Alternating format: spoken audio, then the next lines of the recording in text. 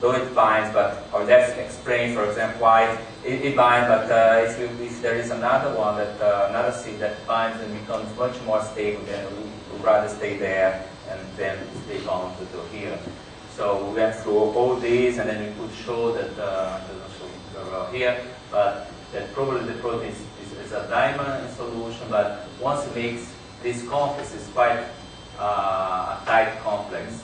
And the other possibility would be that, but that would mean that only under, I mean, this reaction occurs would occur only at very low protein concentration, below the picomolar concentrations. So just conclusions of this part.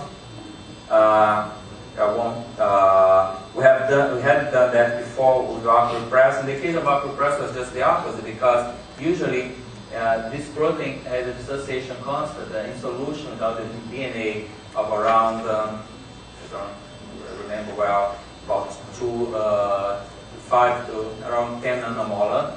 And then, but when it makes the complex, it becomes quite more stable. So that's the free energy, the change in free energy. So it goes from minus 10.3 when it binds to the cognate DNA, goes to minus 14.5. And then if you bind to non-specific DNA, so you don't have, though under the condition we're doing the experiments, we're binding, we don't have as much. I mean, we don't have any free energy coupling. But in this case, we're able to use, when we made such a complex that was very stable, we had to use both pressure and low temperature to explore the denaturation of this molecule. And then we found that indeed the formation of this complex was dependent on entropy, and in fact the entropy was unfavorable. So one can play with that. In another case, we found relax was not enthalpic. So that would depend. I mean, it doesn't mean that we find with one you will have the same with the other one. So just simple conclusion about the use of pressure to get those states. For instance, a lot of people, and there is a beautiful work by Roya and people, Tinta and people on the, they have developed a kind of a phi analysis like the VI analysis. So you measure the delta V, equilibrium delta V, and then volume change of activation to look at the kinetics. So that's quite important. It's just some work that was done before, that here done by Kathy, that the transition state, in fact, occupies a larger volume than the folded state. In other case, like the tryptophan repressed and this protein was in between the folded state and unfolded state. So that was for CI2.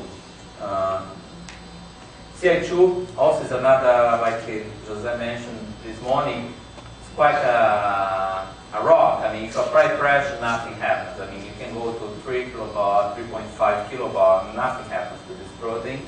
Only if you add a lot of combination of denate of, in this case, I think was guanidine hydrochloride, then you start to denature by pressure the protein.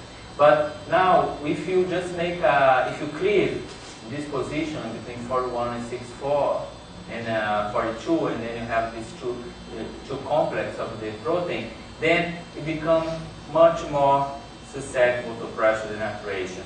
I mean, the structure of this protein, when is in the cleaved state, the NMR structure is the same. So because you have the average of the positions. But now it's much less stable. The thermodynamics changed quite a lot because now it becomes dependent on protein concentration. You did the experiment for the complex, or did you do for full zero new permutant? No, we did it for the white type and for the complex. Yeah, we didn't do that. No, yeah, we should. And then we have done one show here that's quite nice to study, because the tryptophan, in fact, we can measure this, the unfolding reaction can be measured quite well in this case, because this tryptophan has a lifetime of 100 picoseconds. That's very rare. Lifetimes of tryptophan is around 3 or 4 nanoseconds. So when the protein is unfolded, then the lifetime goes to 3 to 4 nanosecond, then the quantity will decrease. So we could look to do, we look we measure the lifetime distributions, and then we find quite big difference between the cleaved and the non-cleaved. But my guess is that the permutant will give the same answer as the peak. Yeah, maybe should do. Yeah, no. Because the other place you cannot blow anyway. So connect or not connect, you know, you're not be able to do with the wild type proteins. There's no reason to believe that it's going to be the weak spot. So the kind of fun that you see. Yeah, definitely. And then I think maybe with the lifetime, I mean, just today I realized, and I include this data today here, but not the whole set of data, that those were published before, but these, for example, that we try to connect the properties of the dynamic properties that we derive from the fluorescent lifetime data with this possibility that indeed the white type now, that's the white type data for the white type, with just a little bit of I think that's urea, and then you start to deny, you apply pressure, and then if you lower the temp, then you start to see cold denaturation. So you can, for this protein, again, and not for the cleavage, to get information about the cold denaturation. I don't know, maybe, and are you controlling my time? Daniel, you're the boss. Oh, what's his time doing? Stop with the email, check the time. So I think you have about, you think you have your questions you have to apply. Okay. So, which means you should allow some time for questions. Yeah, so, yeah, I'll just show, well, this is a fast set of data. This is troponin. We have, maybe I'll go through this tomorrow, but that's one of the domains of troponin. Is a protein that binds calcium, and there are 2 EF-HAM domains.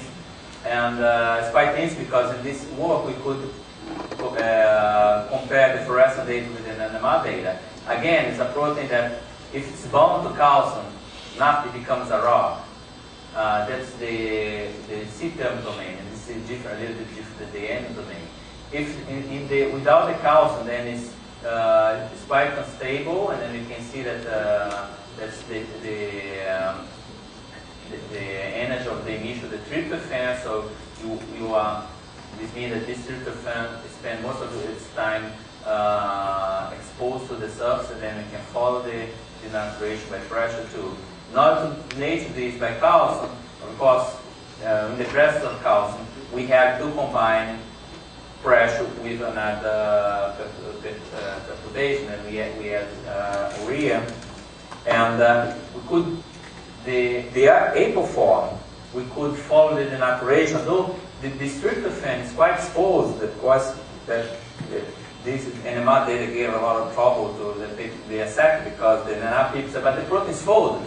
And from the fluorescence perspective, it was not folded, so it was not quite folded. So, in fact, the true right. I mean, if you look at the NMR, it's quite an NMR of a folded protein. Is one of the absence of calcium. There is one applied pressure, then there is loss of all these peaks, and then there is a merging of the peaks, and then that's very simple experiments, just without labeling the protein, just measuring the protein NMR, and then especially when we measure, for example, this change of this peak and the appearance of this new one here, we could get values of the changes in volume that were very similar as done by fluorescence.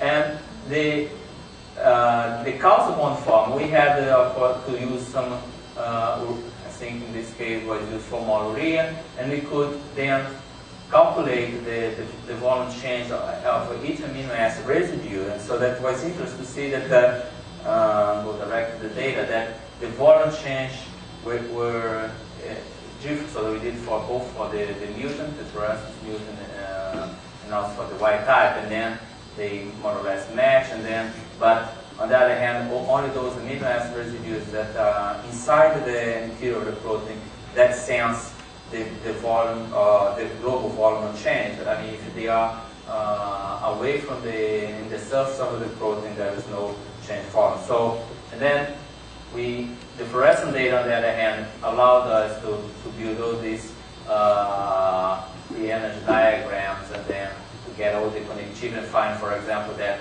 the fact that there is an domain present does not affect the stability of the C domain. So that's one of those applications.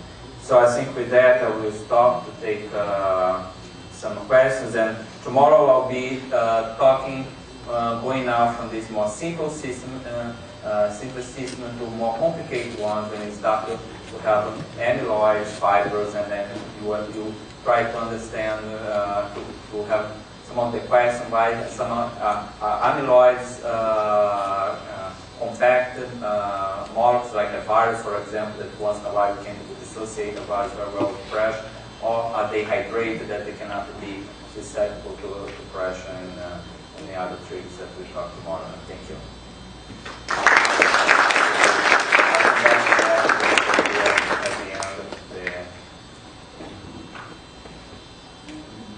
So questions, so acknowledgement.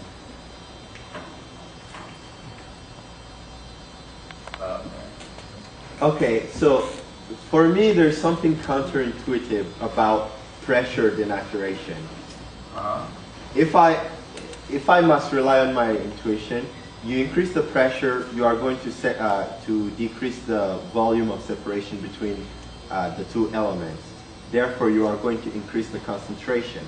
And when you increase the concentration, you are going to favor binding rather than dissociation. But here, you are increasing pressure so that you can denature. Yeah, no, you are completely right. So that's the first thing. I mean, yeah, I'm glad you asked this question. In fact, I mean, I think I mentioned very rapidly, when we did this experiment, we're so happy because these are the final states. I mean, so these are the structure of the native and the completely pressure denated state. But in between, we did find that as we apply pressure, there were some decrease in the intermolecular, interatomic distance as we apply pressure. But again, I mean, I think, and then I think maybe the theoretical people also have worked out that a lot. And then you have also association of the solvent. Yeah. So that we're talking about the kinetic, about the mechanism. So at the end, I mean, of course, thermodynamics does not worry about the mechanism. I mean, if you have a state that it occupies less volume, so pressure drives the reaction in this way. The mechanism apparently is because you infiltrate the protein with water. But at the beginning, you do start to see a lot of protein association. In fact, I mean, in some cases, there are some, he had a postdoc, he said, why come every protein you have done dissociate, denate, every time I get a protein, apply pressure, it aggregates. I mean, you can, of course, I mean, there will be, if there are other possibilities of a reaction, I mean, since you have these intermediates that have smaller atomic distance, so you can have that too. The proteins are just like graduate students. You can squeeze them a little bit. But if you put too much pressure, they explode.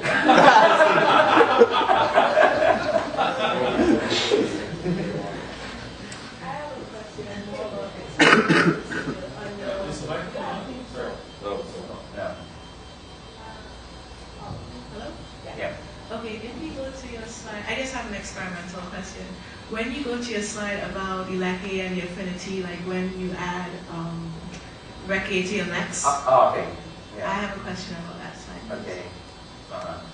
No, you have a table that you show the rates or the affinities. Okay, so when I look at KD, if I look at the Rec A operator, I notice that the error is kind of large compared to your value. So could you explain experimentally what is the source of that error? Yeah, okay, so that's the protein dissociation cost. So that's why I'm looking the monomer-monomer interaction. So I have a fixed concentration of the DNA. Right. So, and then so when I run the experiment, that's pretty much like this. I mean, in the absence of the nucleic acid, you follow the dissociation of the protein in the absence, and then if you add the nucleic acid, in that case the coagulated nucleic acid, then you need a much higher pressure. So when you have now the plot of the change in the degree of dissociation square, 1 minus alpha versus pressure, so that's a very simple equation that will give you the dissociation constant, the diamond dissociation constant, the address and the presence. From the dissociation constant, you can then, of course, calculate the free energy. So, of course, I mean, you are right. We are not worried about what's going on with the nucleic acid.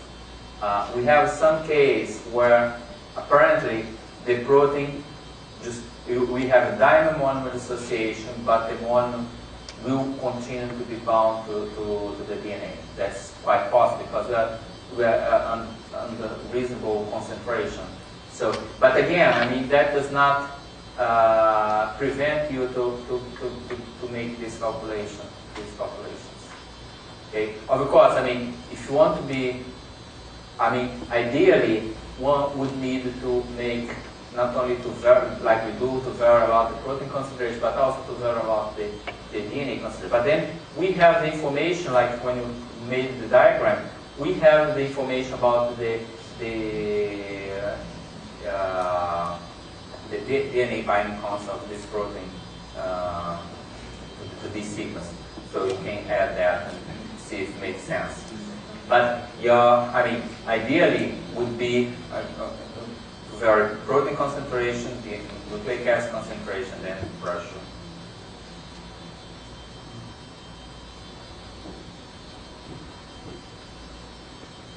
I was just wondering, is the mechanism for dehydration causing proteins to be resistant to pressure denaturation fully understood? Is it purely because of water kind of getting in between the amino acids, or is it something else entirely?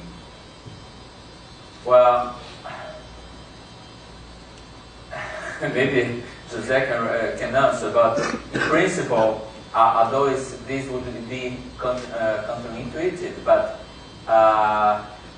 those cavities that cannot accept water because there is not too much space, but because proteins fluctuate, you increase the time of water inside there as you increase the pressure. That will give you the mechanism. I mean, and then there's a couple of papers. But if you want to get a real basic idea, qualitative, and that's why the quantitative thing happens, the following thing.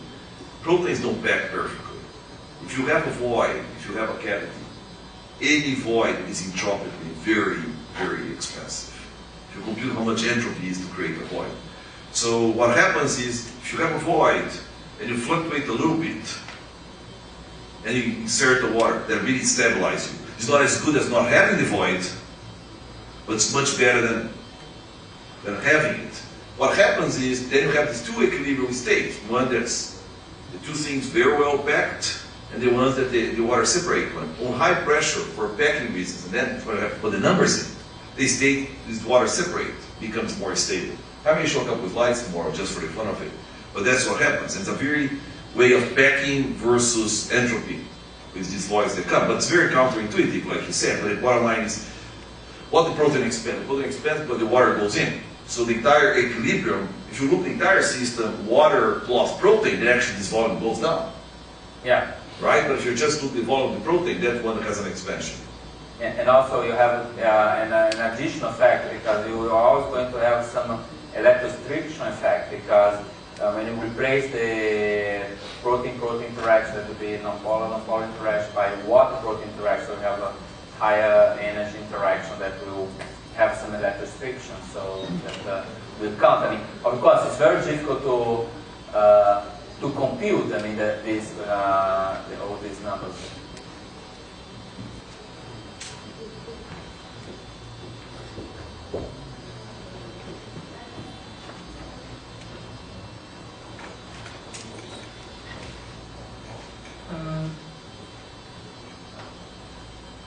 how you study like a protein under pressure is different from mechanical unfolding, like applying force using atomic force microscopy to unfold a protein.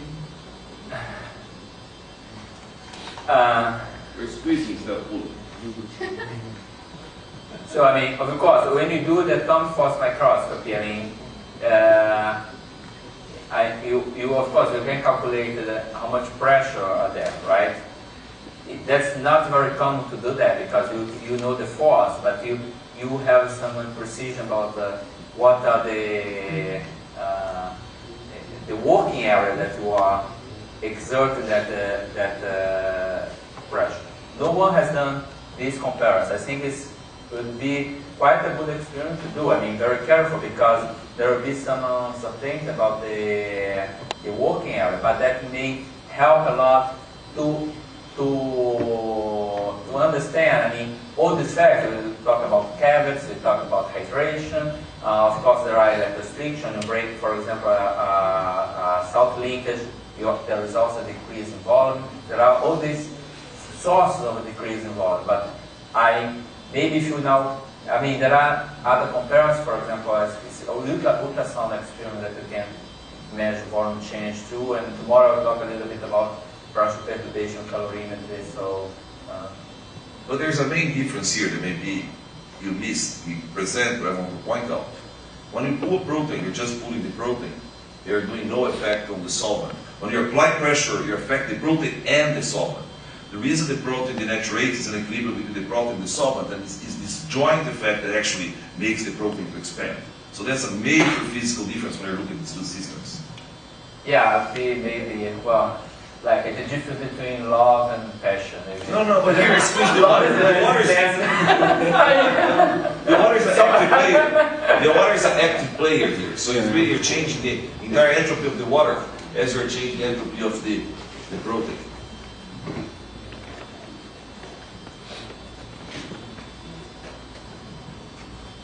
But in this case, there is some systematic studies about the pressure media effect.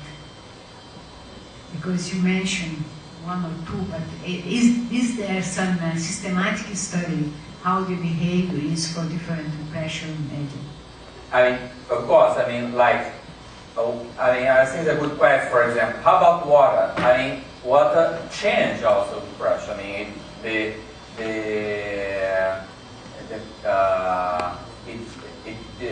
starts the freezing point goes from 0 to -20, so there is a transition from ice 2 to ice 3. So there are transitions. I mean, no one has been able exactly. I mean, especially people that work with lipids, that you also have change in lipids that in principle would be much more dependent on the structure of the water. So, but there are of course changes in the solvents too. But there's an interesting answer that comes here that for the 12 is that if you just get like a hard sphere and you have water around, as you apply pressure, the packing of the water around the hard sphere is very sensitive to pressure. And you notice this transition, there's a major structural change on the water, on the back of the surface of the protein before it goes down. That's why I say these two things. The water is not a passive player. Maybe that's passion.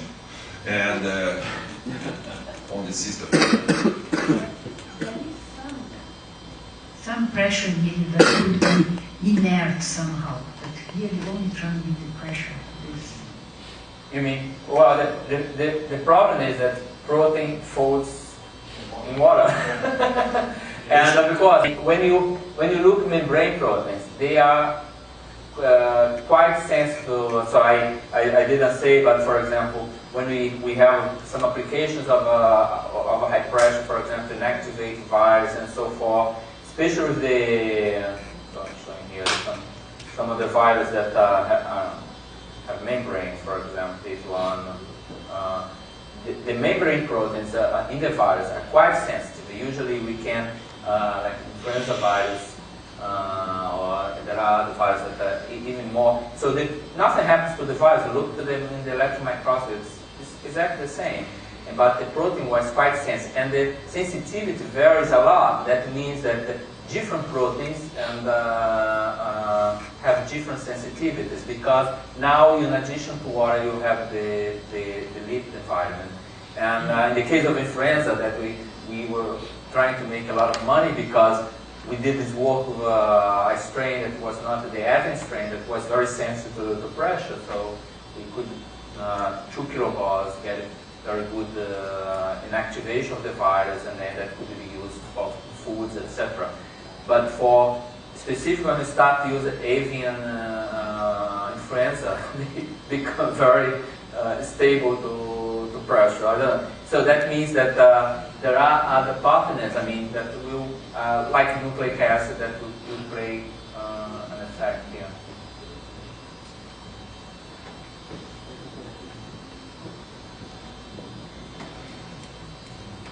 Hi. Maybe I didn't listen carefully, but I have a question here. Because you use solvent, but solvent by water may change the interaction and structure of the protein. So what's the advantage of solvent? And if you really need to solvent, is there any other solvent other than water? No. I mean, to do the pressure denaturation, I mean, hydration. I mean, of course you can. So we use. I mean, in that experiment, I think we're lucky because when you use, if you want to get rid of the water, you have to find some molecule, some osmolyte that will not bind to the protein too. So in this case of the aquarepressor, we're lucky because aquarepressor glycerol was I think it's gone. The aquarepressor, you said? Yeah, I think that is here. Yeah. That is here.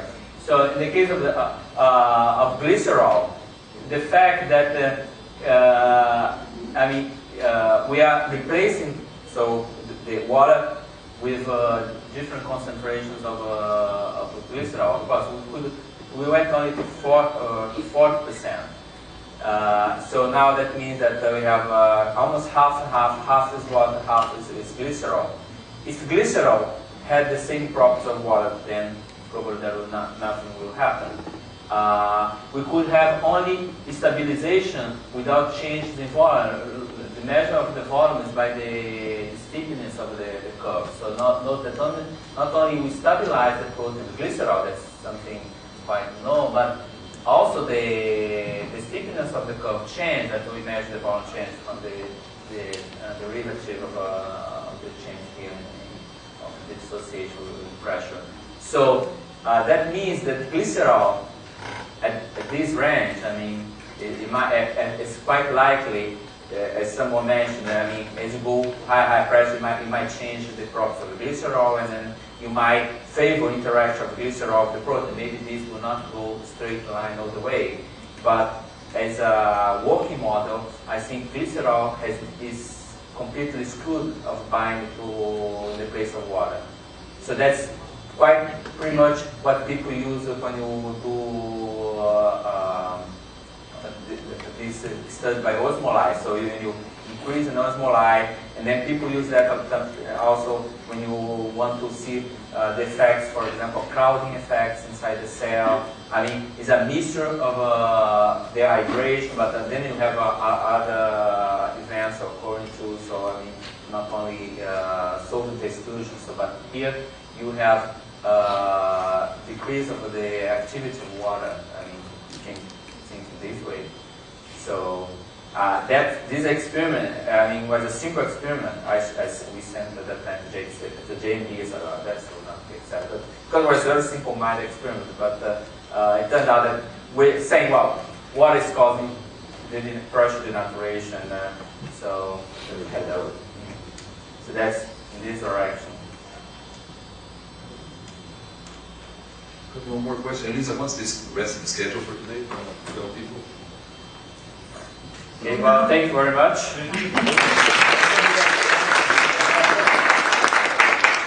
So now we should go to the poster session. just walk back to this area. And then we'll have after 1 hour, we can simply